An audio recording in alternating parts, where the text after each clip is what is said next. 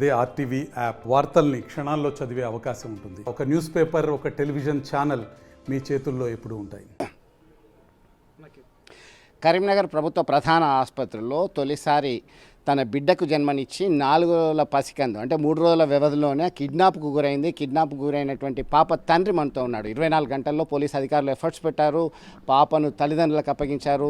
చాలా ఆనందం వ్యక్తం చేస్తున్నారు. ఏం జరిగింది అసలు తెలుసుకుందాం. ఎట్లా ఫీల్ అవుతున్నాడు? బీహార్ రాష్ట్రానికి చెంది ముజఫర్ జిల్లాకు చెందినటువంటి వ్యక్తి మనోజ్ నిర్మల దంపతులకు సంబంధించినటువంటి పాప. ఆ పాపకు చెందిన తండ్రి ఉన్నాడు, మనోజ్ ఉన్నాడు. మనోజ్ కైసే లగ్ రहा है, क्या हुआ? मनोज राम अच्छा है. अभी वो कल से पूरा सर लोग पुलिस अधिकारी वो पूरा खोज रहे थे. पूरा किडनैप हो गया था. वो फिर मिल गए बच्चे.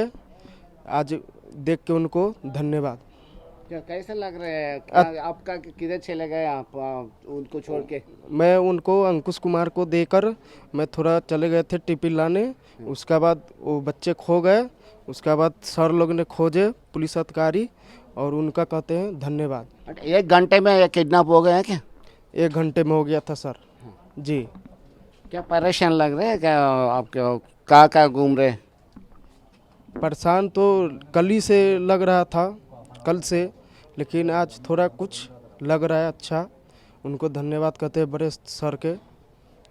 ఓకే, మొత్తం మీద తన పాపను క్షేమంగా 24 గంటల్లోగానే అప్పగించినందుకు చాలా ధన్యవాదాలు తెలుపుతున్నటువంటి పరిస్థితి. ఎందుకంటే ఒక రకంగా భాష రాదు. ఆ పాప దగ్గర ఒక చిన్న కుర్రాడు ఉన్నాడు. ఆ కుర్రాడికి సంబంధించి వైద్యాధికారుల సలహా మేరకి సూర్యరశ్మికి ఉంచాలి అని చెప్పారు. అప్పటికే ఒక పథకం ప్రకారము, ముందస్తు ప్లాన్ ప్రకారము కవిత అలియాస్ పద్మ అని కాచు కూర్చుంది. ఆయన జమ్మికుంటకు సంబంధించినటువంటి ఒక వైద్యుని సలహా సంప్రదింపులతోనే ఎట్లాగైనా సరే అయితే వరంగల్ ప్రభుత్వ ఆసుపత్రి లేదా కరీంనగర్ ప్రభుత్వ ఆసుపత్రి నుంచి ఓ పాపను ఎత్తుకెళ్లాలని పథకం వేసింది. అన్నట్టుగానే ఆదివారం అంటే 2-3 గంటల వైపు తిరిగి అందరినీ గమనించింది.